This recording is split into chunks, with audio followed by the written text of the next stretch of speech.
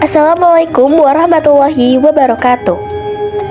Para sahabat semua, masih ingat kan dengan sumur Jalatunda?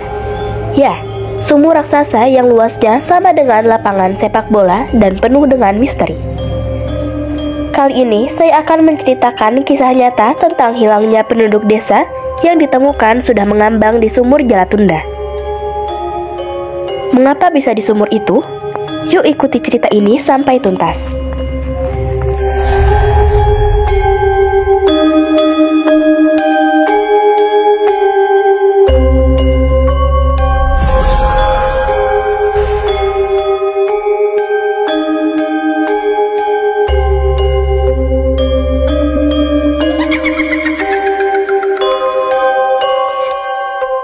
Suatu waktu ada seorang perempuan desa Pekasiran yang jatuh sakit. Namanya Mbok Tawi. Malamnya, Mbok Tawi yang sedang sakit itu menyampaikan pada suaminya yang bernama Pak Krama bahwa ia ingin buang hajat atau BAB. Di kampung, WC atau toilet tempat buang hajat itu namanya kakus atau jamban. Letaknya juga bukan di dalam rumah seperti sekarang, tapi di luar rumah. Bahkan bisa beberapa meter dari rumah. Pak Rama kemudian mengantar dengan memapah istrinya itu menuju kakus yang jaraknya sekitar 3 meter di belakang rumah mereka. Menggunakan lampu templok sebagai alat penerangan karena suasana malam yang gelap dan tidak ada penerangan. Listrik belum ada waktu itu. Mbok Tawi pun masuk ke kakus sementara Pak Rama menunggu di halaman rumah beberapa meter jaraknya dari kakus. Sambil menunggu, setiap 1 menit Pak Rama selalu bertanya ke istrinya, "Mbok, sudah belum?" Itu sudah menjadi semacam tradisi orang di sana bila mengantar anggota keluarganya buang hajat. 2 kali, 3 kali bertanya selalu dijawab. Tetapi ketika Pak Rama bertanya yang keempat kalinya, tidak ada jawaban dari istrinya. Tiba-tiba terdengar suara, seperti suara benda yang bergesekan dengan daun-daun. Mbok, udah belum?" Panggil Pak Rama lagi semakin keras. Tapi tidak ada sahutan. Ia bergegas menuju kakus. Ternyata, kakus sudah dalam keadaan kosong. Dalam kepanikan itu, Pak Rama segera sadar bahwa istrinya telah dibawa lampor. Ia kemudian mengambil kentongan di sudut rumahnya yang kumuh. Kemudian memukul kentongan 3 kali untuk meminta bantuan para tetangga dan warga desa pada umumnya. Orang-orang pun berdatangan.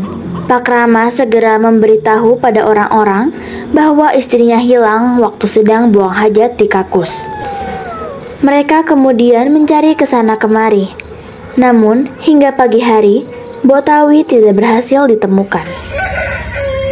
Pagi harinya, mereka mencari ke kebun-kebun, ke kandang-kandang kambing, dan tumpukan kayu-kayu bakar. Mereka juga menyisir ke tepi-tepi sungai-sungai kecil dan tempat-tempat yang biasa orang hilang yang diumpetin setan lampor ditemukan. Tetapi, semua nihil.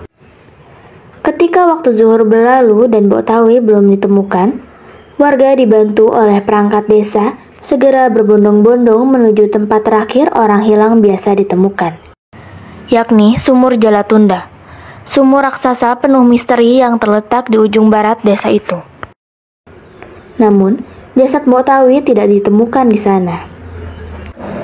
Besok harinya saat matahari belum terbit, seorang tukang rumput lari terbirit-birit sembari berteriak, "Ada Mbok Tawi, ada Mbok Tawi!"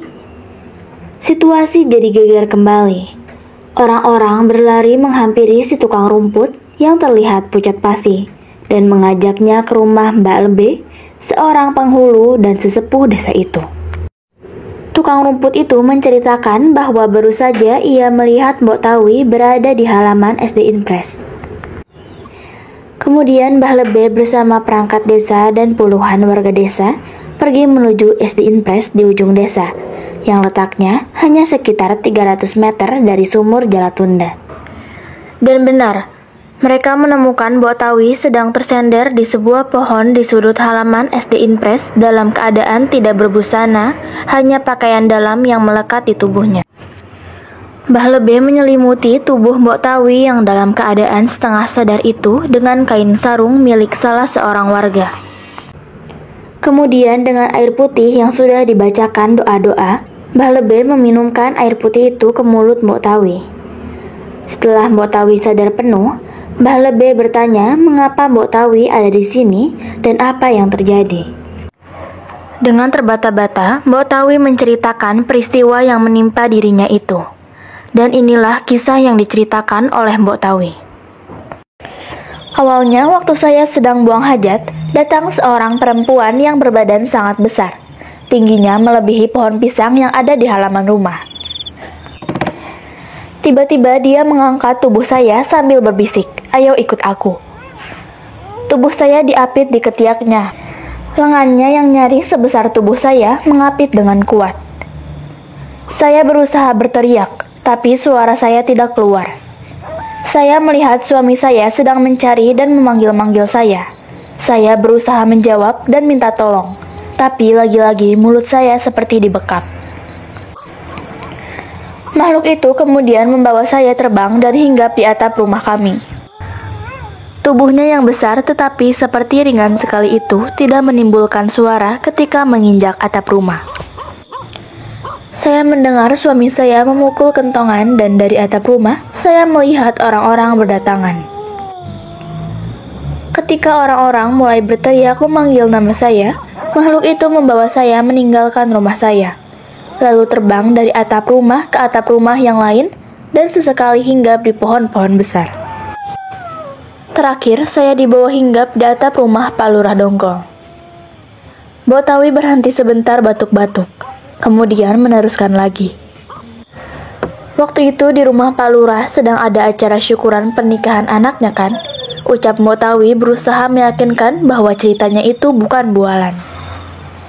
"Oh, ya betul. Saya juga ada di sana. Ini saudara-saudara kita ini juga ada di sana," jawab Mbah membenarkan. Orang-orang di situ juga membenarkan cerita Mbok Tawi sambil mengangguk dan saling memandang satu sama lain. Iya, di atap rumah Pak Lurah itu, saya melihat Mbah Lebe berjalan ke sana kemari, lalu bersama orang-orang pergi meninggalkan rumah Pak Lurah menuju rumah saya. Waktu rumah Pak Lurah sudah mulai sepi, saya dibawa terbang tinggi ke arah barat, ke arah sumur. Tiba-tiba saya merasa diajak masuk ke sebuah rumah bagus seperti istana. Makhluk itu bilang, "Mulai sekarang, saya harus tinggal di situ." Saya disuruh makan, tapi saya tidak mau. Saya teringat anak saya Midun yang masih menyusu. Saya terus menangis minta pulang. Saya bilang saya sedang menyusui anak saya, tapi dia marah. Kemudian saya disuruh mandi, bahkan baju saya dibuka paksa sama makhluk itu. Tapi saya tetap tidak mau dan menangis. Saya terus minta pulang mau menyusui anak. Kasihan anak saya pasti sekarang minta disusui. Terus sambil marah, makhluk itu bilang, "Ya udah kamu boleh pulang. Tapi kalau anakmu sudah besar, sudah bisa disapih dan tidak menyusu lagi, kamu janji harus kembali lagi ke sini."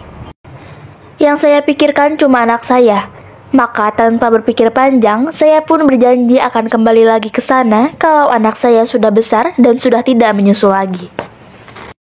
Lalu, makhluk itu melempar tubuh saya keluar dengan kerasnya. Sayup-sayup, saya merasa tubuh saya melayang-layang. Setelah itu, saya tidak ingat apa-apa lagi. Ketika sadar, saya sudah berada di sini. Mbah Lebe, Pak Rama, perangkat desa, dan orang-orang desa yang ada di situ mendengarkan cerita Mbok Tawi dengan tegang dan cemas. Mereka saling pandang satu sama lain. Yang paling kelihatan cemas adalah Pak Rama, suami Mbok Tawi. Sambil menggendong Midun yang masih berumur 1 tahun, Pak Rama mengajak istrinya itu pulang setelah mendapat isyarat dari Mbah Lebe. Beberapa perempuan menggandeng tangan kanan dan kiri Mbok Tawi yang masih lemah. Pak Rama dan Mbok Tawi kembali menjalani kehidupan sehari-hari seperti biasa. Demikian juga dengan penduduk desa Kasiran yang lain. Persis 2 tahun kemudian, si Midun sudah tidak menyusu, sudah disapi. Ia menjadi anak kecil yang lincah. Suatu malam, masyarakat desa Kasiran kembali mendengar bunyi kentongan titir 3 kali.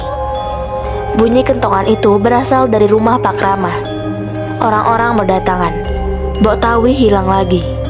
Mereka mencari kesana kemari, tapi hingga subuh tidak ketemu. Siangnya Pak Rama ditemani penduduk desa bersama Mbah Lebe dan perangkat desa pergi berduyun-duyun mencari Mbok Tawi ke sumur Jalatunda.